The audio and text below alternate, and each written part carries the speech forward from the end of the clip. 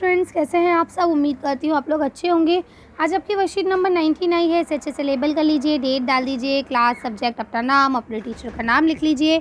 आज हम लोग धातु एवं अधातुओं के बारे में पढ़ेंगे। यहाँ लिखा है अब तक हमने धातुओं और अधातुओं के बारे में बहुत कुछ जाना है।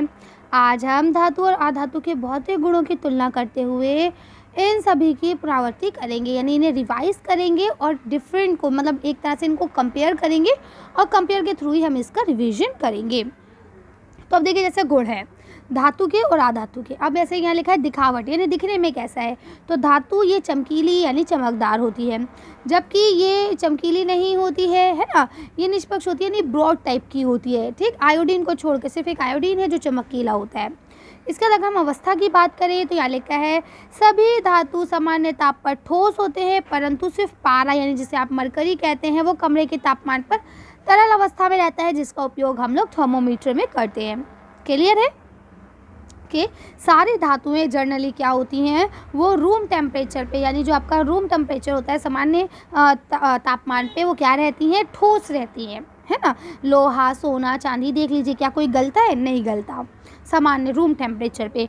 लेकिन सिर्फ एक पारा जिसे हम लोग बोलते हैं क्या, मरकरी। मरकरी जो है वो रूम टेम्परेचर पे जो है वो लिक्विड फॉर्म में रहती है, क्योंकि वो थर्मोमीटर में इस्तेमाल की जाती है। अधातु ठोस, द्रव और गैस तीनों अवस्था में पाई जाती है, यानी अधातुएं जो होती हैं ज़रूरी नहीं है कि वो सिर्फ ठोस हो या सिर्फ तरल हो, वो तीनों अवस्था में होती हैं। ठोस भी होती हैं यानी हार्ड भी होंगी, द्रव यानी लिक्विड फॉर्म में भी होंगी, और गैस यानी कि गैस की फॉर्म में भी हो सकती हैं। आगे चलते हैं, अब बात करते हैं कठोरता की। ठीक है, तो सोडियम और पोटेशियम और लीड को छोड़कर अधिकांश धातु जो है वो कठोर होती हैं, यानी ज़्यादातर धातु सब क्या है, कठोर है, हार्ड होते हैं, सॉलिड होते हैं, मजबूत होते हैं। ठीक, सिर्फ आप सोडियम, पोटेशियम और लीड को छोड़ दें अगर। समानता नरम और भंगूर होते हैं। भंगूर का मतलब क्या होता है, फंसे, है ना, हाथ मारो खस हो जाए, जैसे कोयला वगैरह। ठीक, आगे क्या लिखा है, अब अगर हम आघात विनता की बात करें तो देखिए यह लिखा है अधातु आघात विनता होती है, यानी उन्हें पीट कर शीट पे परिवर्तित किया जा सकता है, लेकिन ये नर्म होने के कारण इन पर चोट लगने के बाद ये टूट के बिखर जाते हैं।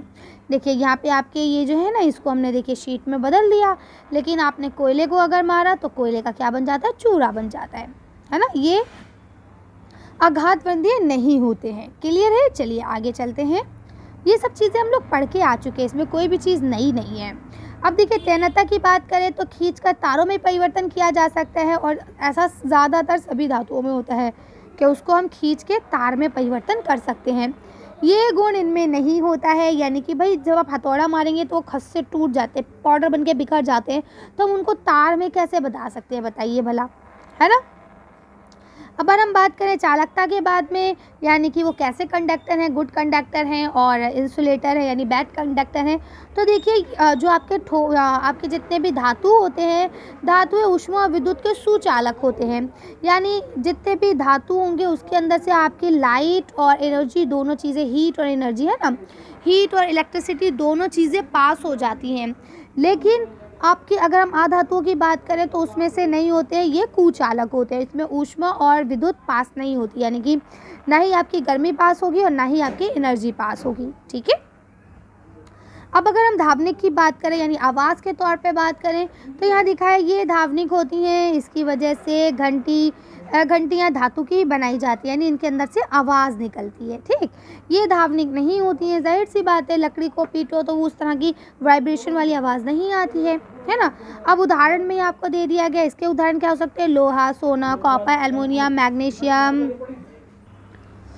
मैग्नीशियम के आगे देखिए यह लिखा है सिल्वर, उसके बाद लिखा है सोडियम, कैल्शियम इत्यादि। ये सारे चीज़ें जो हैं ये सब आपके धातु के उदाहरण हैं, जबकि कार्बन, ऑक्सीजन, नाइट्रोजन, क्लोरोफिल, इसके अलावा आपका क्लोरीन, सल्फर, आयोडीन, ये आपके जो हैं किसके एग्जाम्पल हैं, ये आपके अधातु के एग्जाम्पल है। तो उम्मीद करती हूँ यहाँ तक सब चीज़ें क्लियर हो गई होंगी, आपको अच्छे से समझ में आ गई होंगी। अगर अब भी कोई कन्फ्यूजन है, कुछ चीज़ समझ में नहीं आ रही है, तो आप लोग मुझे कमेंट्स के थ्रू पूछ सकते हैं। मेरे एग्ज़ाम्स भी हो चुके हैं, अब मैं आप लोगों के लिए बिल्कुल फ्री हूँ। जब आप जो भी कमेंट करेंगे मैं आपका फ़ौरन रिप्लाई करूँगी। अब यहाँ लिखा है स्वयं को जांचें। अब देखिए पहला लिखा है दो धातुओं के नाम लिखिए जिन्हें चाकू से काटा जा सकता है। तो चलिए इसका आंसर देखते हैं। इसका आंसर यहाँ से लिख सकते हैं सोडियम और पोटेशियम को चाकू से काटा जा सकता है। ठीक है। यहाँ आपका देखिए अगला क्वेश्चन लिखा है, मंदिरों की घंटियाँ धातु की क्यों बनाई जाती हैं? चलिए इसका आंसर देखते हैं। देखिए यहाँ लिखा है, धातु ध्वनिक होते हैं, जिसकी वजह से मंदिरों की घंटियाँ जो हैं वो धातु से बनाई जाती हैं। अब ये देखिए नेक्स्ट क्वेश्चन लिखा है, अपने आसपास उपस्थित किन्हीं 4 धातुओं और 4 अधातुओं के नाम लिखिए। आप यहाँ लिख सकते हैं कि 4 धातु लोहा, एल्युमिनियम, तांबा और सोना हो जाएगा, और 4 अधातु में ऑक्सीजन, नाइट्रोजन, पानी और क्लोरीन हो जाएगा। कर सकते हैं। चलिए आगे पढ़ते हैं। आपका नेक्स्ट क्वेश्चन लिखा है, धातु और अधातुओं में अंतर स्पष्ट कीजिए। देखिए आप इसका आंसर जो है ना यहाँ से लिख सकते हैं। भाई डिफरेंस तो यही सारी चीज़ें हैं ना, है ना, कि दिखावट के हिसाब से, अवस्था के हिसाब से, कठोरता के हिसाब से। तो आप धातु और अधातु में ये पूरा टेबल भी लिख सकते हैं, 3 पॉइंट भी लिख सकते हैं।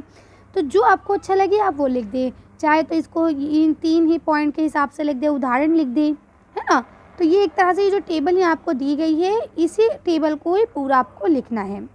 ठीक है, आप 3 पॉइंट भी लिख सकते हैं, 4 पॉइंट भी लिख सकते हैं, जितना आपको अच्छा लगे, जितना आप याद कर पाएँ एग्जाम्स के पॉइंट ऑफ व्यू से, वो आप लिख लें।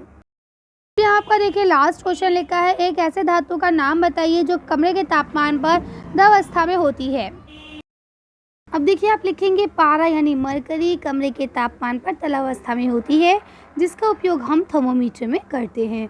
तो आप लोग इसे कर सकते हैं। चलिए तो अच्छी वर्कशीट को हम यही खत्म करते हैं। अच्छी वीडियो में बस इतना ही।